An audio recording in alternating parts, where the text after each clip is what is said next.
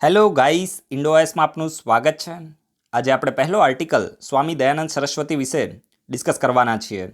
12 ફેબ્રુઆરી એ સ્વામી દયાનંદ સરસ્વતીની જન્મ જયંતિ હતી, તો ત્યારે આપણા information and broadcasting minister Prakash Javadekar દ્વારા સ્વામી દયાનંદ સરસ્વતીને શ્રદ્ધાંજલિ આપવામાં આવી છે। તો જો આ પર્સનાલિટી તમામ એક્ઝામ માટે ખૂબ જ ઇમ્પોર્ટન્ટ છે। કોઈ પણ એક્ઝામ તમે જુઓ, દયાનંદ સરસ્વતી રિલેટેડ તમને ક્વેશ્ચન જોવા મળશે। રિસેન્ટલી પીઆઈ ક્લાસ 2ની એક્ઝામ થઈને એમાં પણ આર્ય સમાજ રિલેટેડ ક્વેશ્ચન આવ્યો હતો કે આર્ય સમાજની સ્થાપના ભારતમાં સૌપ્રથમ ક્યાં થઈ હતી, રાઈટ। તો આવા ક્વેશ્ચન તમને ભવિષ્યમાં પણ જોવા મળે છે। તો આજે આ પર્સનાલિટી વિશે આપણે થોડી ઇન્ફોર્મેશન લઈએ। 1824થી લઈને 1883 સુધીનો આમનો જીવનકાળ રહ્યો છે। દયાનંદ સરસ્વતી એ ભારતના એક ફિલોસોફર, સોશિયલ લીડર અને આર્ય સમાજના ફાઉન્ડર હતા। તો આ ક્વેશ્ચન તમે યાદ રાખજો। આર્ય સમાજ છે તો એની સ્થાપના કોણે કરી હતી? તો દયાનંદ સરસ્વતીએ કરી હતી। અને આર્ય સમાજ એ વૈદિક ધર્મમાં એક રિફોર્મ મુવમેન્ટ હતી, રાઈટ।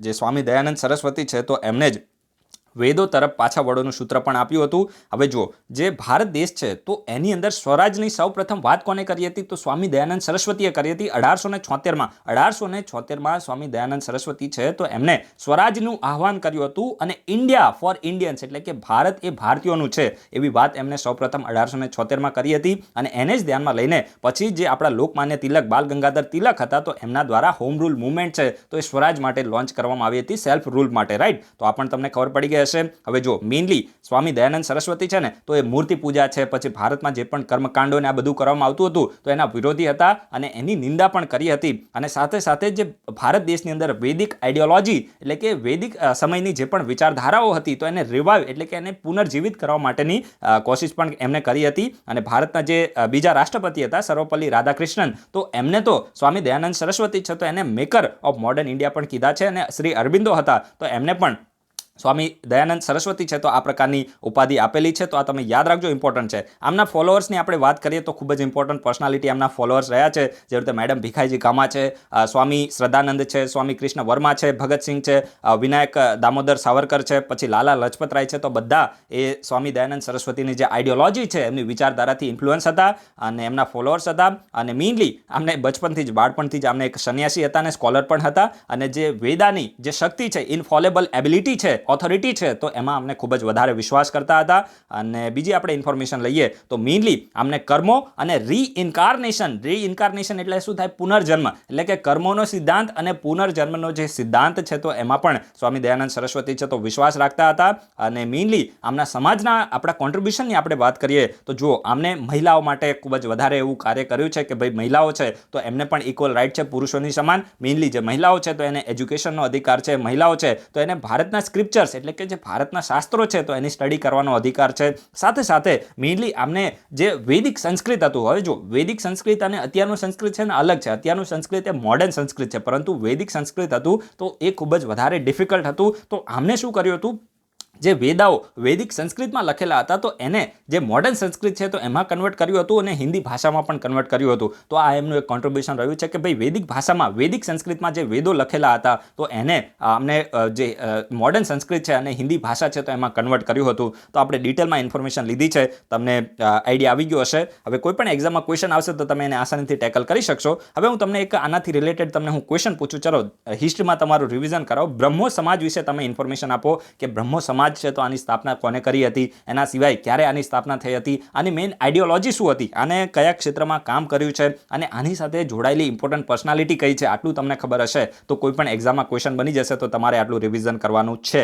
એના પછી જે નેક્સ્ટ આર્ટિકલ છે તો ચાઇનાના મંગળ ઉપરના મિશન માટે છે તિયાનવેન-1। આ તિયાનવેન-1 શું છે? તો તિયાનવેન-1 મિશન એ ચાઇનાનું મિશન છે, મંગળ ગ્રહ ઉપર છે। અને અત્યારે ન્યૂઝ એ છે કે જો આજથી લઈને લગભગ 6.5 મહિના પહેલા ચાઇના દ્વારા મંગળ ગ્રહ ઉપર આ તિયાનવેન-1 મિશન છે તો એ લોન્ચ કરવામાં આવ્યું હતું। અને અત્યારે ન્યૂઝ એ છે કે આ મિશન છે તો એની ઓર્બિટમાં પહોંચી ગયું છે, મંગળની ઓર્બિટમાં પહોંચી ગયું છે। અને એવી જ રીતે જે હોપ મિશન છે તો એ પણ જે આરબ વર્લ્ડનું પહેલું ઇન્ટરપ્લેનેટરી મિશન હતું, એટલે કે પૃથ્વીથી અને બીજા ગ્રહ ઉપર, એટલે કે એને ઇન્ટરપ્લેનેટરી કહેવાય, તો એ પહેલું આરબ વર્લ્ડનું મિશન હતું હોપ, તો એ પણ અત્યારે મંગળની ઓર્બિટમાં પહોંચી ગયું છે। એના વિશે મેં તમને પહેલા ઇન્ફોર્મેશન આપી છે। અત્યારે આપણે આ તિયાનવેન-1 વિશે ઇન્ફોર્મેશન લઈએ તો આ પણ સક્સેસફુલી મંગળની ઓર્બિટમાં પહોંચી ગયું છે. હવે જો આ તિયાનવેન-1 છે ને, તો આ મેઇનલી આમાં એક ઓર્બિટર છે. ઓર્બિટર એટલે તમે સમજો ને, જે મંગળ ગ્રહની ઓર્બિટ કરશે, પછી એ ઓર્બિટરની અંદર લેન્ડર પણ છે અને રોવર પણ છે. એટલે આપણું જે ચંદ્રયાન હતું, ચંદ્રયાન મિશન ચંદ્રયાન-2, તો એવી જ રીતે આની અંદર પણ એક ઓર્બિટર છે, એટલે કે મંગળ ગ્રહની ફરતે ચક્કર લગાવશે. પછી એની અંદર લેન્ડર હશે, જેમ આપણા ચંદ્રયાન-2 છે તો એની અંદર વિક્રમ લેન્ડર હતું અને પ્રજ્ઞાન રોવર હતું. સમજી ગયા, પ્રજ્ઞાન રોવર હતું. તો એવી જ રીતે આ તિયાનવેન-1 છે, તો એની અંદર પણ શું છે, તો ઓર્બિટર છે, લેન્ડર છે અને રોવર છે. તો આ પણ ફેક્ટ તમને ખબર પડી ગઈ હશે. તો આપણે થોડી આના વિશે ડિટેલમાં ઇન્ફોર્મેશન લઈએ. તો મંગળ ગ્રહ ઉપરનું મિશન છે અને આની અંદર ઓર્બિટર, લેન્ડર અને રોવર છે. અને લોંગ માર્ચ 5 છે, તો એનો યુઝ કરીને ક્યાંથી આને લોન્ચ કરવામાં આવ્યું એનાથી આપણે કોઈ લેવા દેવા નથી. આપણે ચાઇના પબ્લિક સર્વિસ કમિશનની તૈયારી કરવાની નથી. એટલું યાદ રાખજો કે લોંગ માર્ચ 5 છે, તો એ ચાઇનાનું શું છે, એક લોન્ચ વ્હીકલ છે. જેમ આપણે જીએસએલવી છે, પીએસએલવી છે, સમજી ગયા. તો એવી જ રીતે લોંગ માર્ચ 5 છે, તો આ પણ એક ખૂબ જ પાવરફુલ જે ચાઇના છે, તો એનું પાવરફુલ એક લોન્ચ વ્હીકલ છે. સમજી ગયા, ચાઇનાનું. આપણે ચાઇનાને પાવરફુલ નથી કહેતા, એના લોન્ચ વ્હીકલને કહીએ છીએ. તો ખ્યાલ પડી જાય એવા જ. Landing site is somewhere in Utopia Planitia. યાદ રાખજો, ઇમ્પોર્ટન્ટ છે. આ જે મિશન છે તિયાનવેન-1 મિશન, તો આ ક્યાં લેન્ડ કરશે? જે લેન્ડર હશે ઓર્બિટરમાંથી, લેન્ડર કઈ જગ્યાએ લેન્ડ કરશે? તો યુટોપિયા પ્લેનેટિયા. તો તમને પૂછવામાં આવે કે યુટોપિયા પ્લેનેટિયા, હું આને પ્લેનેટિયા પ્રોનાઉન્સ કરું છું, અમુક લોકો પ્લેનિશિયા કહેશે. જે રીતે તમારે કરવું, આપણે ખાલી જસ્ટ સમજવાનું છે. યુટોપિયા પ્લેનેટિયા છે, તો ત્યાં આ યુટોપિયા પ્લેનેટિયા શું છે, તો મંગળ ગ્રહ ઉપર જે એનો નદન લેટિટ્યુડ છે, નદન લેટિટ્યુડ, ત્યાં એક મોટું મેદાન છે. આ યુટોપિયા પ્લેનેટિયા શું છે, મંગળ ગ્રહ છે, તો એના નદન જે લેટિટ્યુડ છે, તો એમાં એક આવેલું વિશાળ મેદાન છે.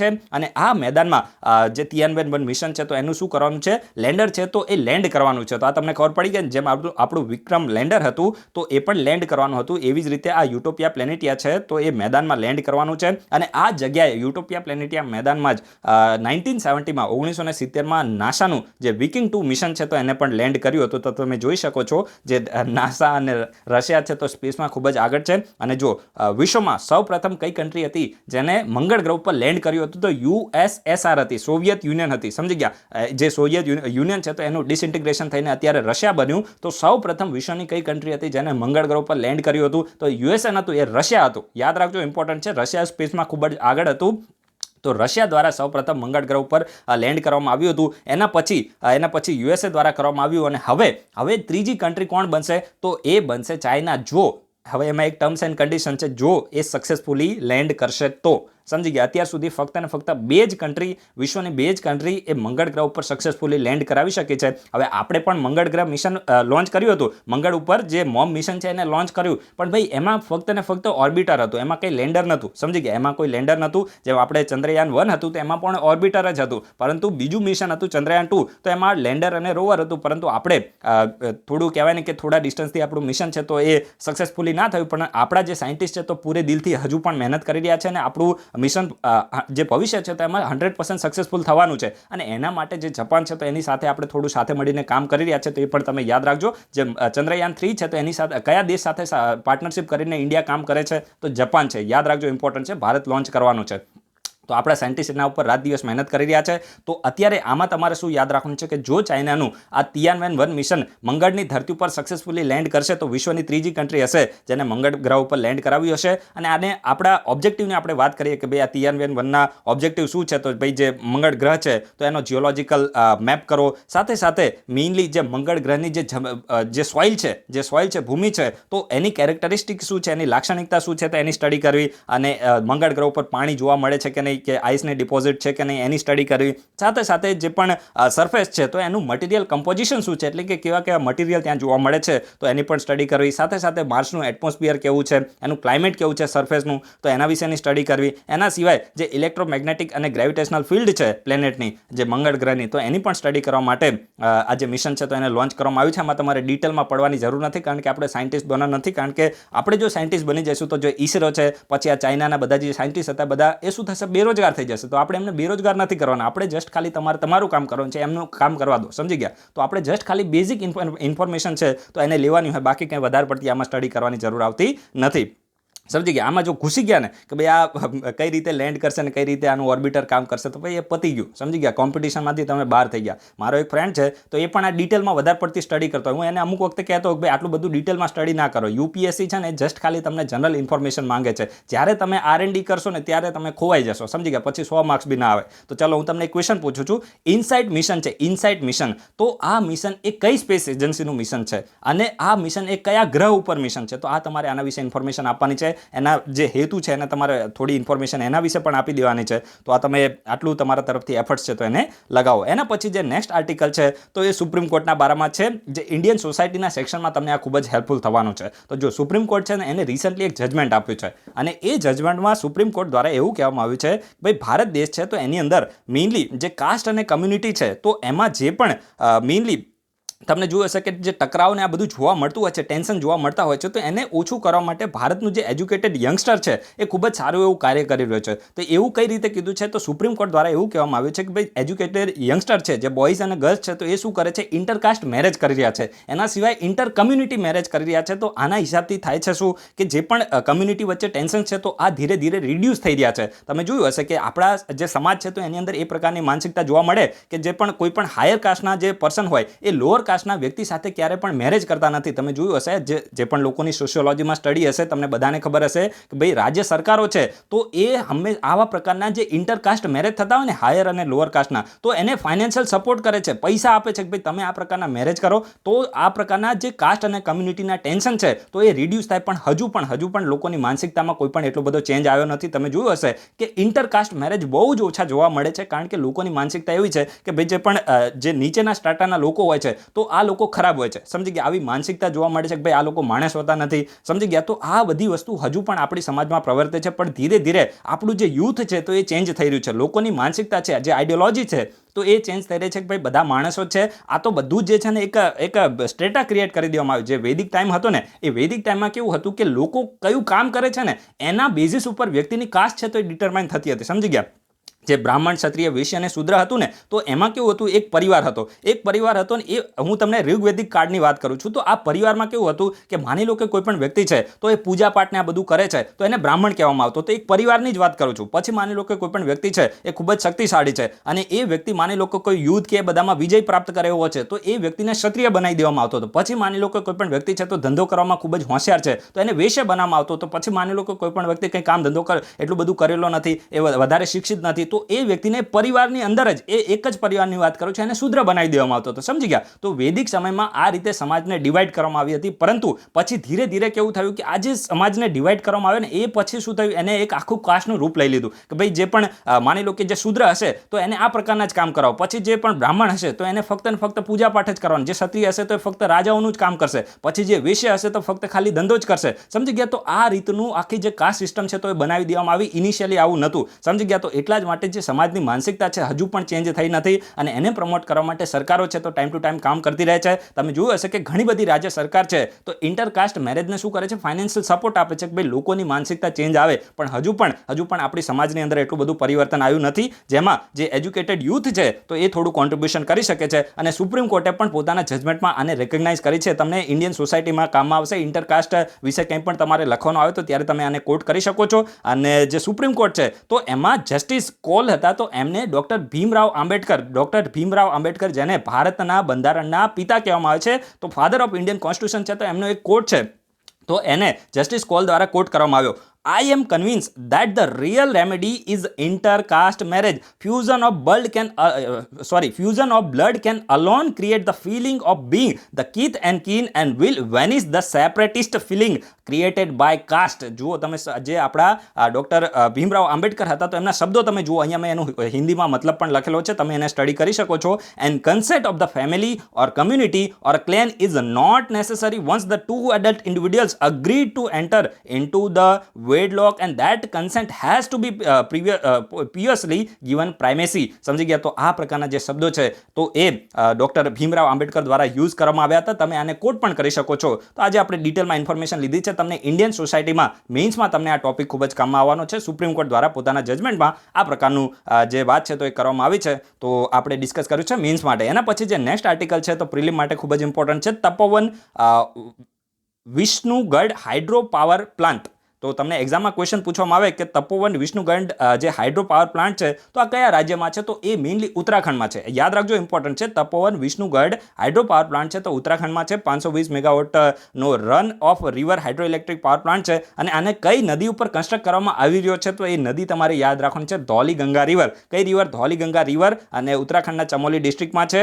અને આનું જે કન્સ્ટ્રક્શન છે તો હજુ એનું જે કામ છે તો એ ચાલુ હતું, પરંતુ જે 7 ફેબ્રુઆરીએ તમે જોયું હશે કે જે ઉત્તરાખંડની અંદર ગ્લેશિયર બર્ડની જે બ્રસ્ટ થયું અને એકદમ ફ્લેશ ફ્લડ આવ્યું. આ ફ્લેશ ફ્લડ શું છે એના વિશે મેં તમને ઓલરેડી પ્રીવિયસ વિડીયોમાં ડિટેલમાં એક્સપ્લેન કરેલું છે, તો તમે વિડીયોને જોઈ શકો છો. ફ્લેશ ફ્લડની હિસાબે આ જે કન્સ્ટ્રક્શન કામ ચાલુ હતું, બાંધકામનું કામ, તો એને ખૂબ જ નુકસાન થયું છે. તો આ તમે આટલું યાદ રાખી શકો છો. તો મેઇનલી તપોવન વિષ્ણુગઢ હાઇડ્રો પાવર પ્લાન્ટ છે તો કયા રાજ્યમાં છે? તો ઉત્તરાખંડમાં છે, ચમોલી ડિસ્ટ્રિક્ટમાં છે, ધૌલીગંગા રિવર ઉપર છે. આની સાથે લિંક કરીને તમને એક ક્વેશ્ચન પૂછું, Ratle hydro electric power plant, Ratle hydro electric power plant છે અથવા તો પાવર પ્રોજેક્ટ છે તો આ કયા રાજ્યમાં છે અથવા તો યુનિયન ટેરેટરીમાં છે? ડિફેન્સિવ કયા રાજ્ય અથવા તો યુનિયન ટેરેટરીમાં છે અને કઈ રિવર ઉપર છે? આ તમને ખાસ ખબર હોવી જોઈએ. દરેક લોકો વિડીયોના કમેન્ટ બોક્સમાં આના વિશે ઇન્ફોર્મેશન આપે કે રાતેલ હાઇડ્રો ઇલેક્ટ્રિક પાવર પ્લાન્ટ છે તો આ કઈ યુનિયન ટેરેટરી અથવા તો રાજ્યમાં છે, કઈ નદી ઉપર છે? આટલું તમારે રિવિઝન કરવાનું છે. એના પછી જે નેક્સ્ટ આર્ટિકલ છે તો એ થોલપાવા કુથુ.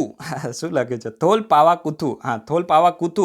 તો આ એક ફેમસ શેડો લેધર પપેટ છે. બસ યુપીએસસી માટે આટલું જ તમારે યાદ રાખવાનું છે. ક્વેશ્ચન બનશે, આનાથી વધારે નહીં બને. અને જો ડિટેલમાં થોડું પણ પૂછવામાં આવે તો એટલું જ પૂછશે કે આ થોલપાવા કુથુ શું છે, તો એક શેડો પપેટ છે. અને કયા રાજ્યની છે? તો કેરલા. બસ આટલું જ તમારે યાદ રાખવાનું છે. શેડો લેધર પપેટ છે. શેડો એટલે તમે સમજો ને, જે પડછાયામાં, પપેટ એટલે શું થાય? કઠપુતળી જેને આપણે કહીએ. તમે જોયું હશે પેલું મેળાના બધામાં તમે જતા હોય ને તો ત્યાં પેલી ઢીંગલા અને પેલું જે કંઈક હોય એને જે હાથમાં દોરી રાખીને એને પછી નચાવવામાં આવે, સમજી ગયા? અને ઉપરથી કોઈ વ્યક્તિ કંઈક બોલતો એને પપેટ કહેવામાં આવે છે, સમજી ગયા? તો આ થોલપાવા કુથુ શું છે? એક ફેમસ શેડો લેધર પપેટ છે. શું છે? ફેમસ શેડો લેધર પપેટ છે. લેધર એટલે જે પેલું ચામડાનું આવે એ લેધર પપેટ છે.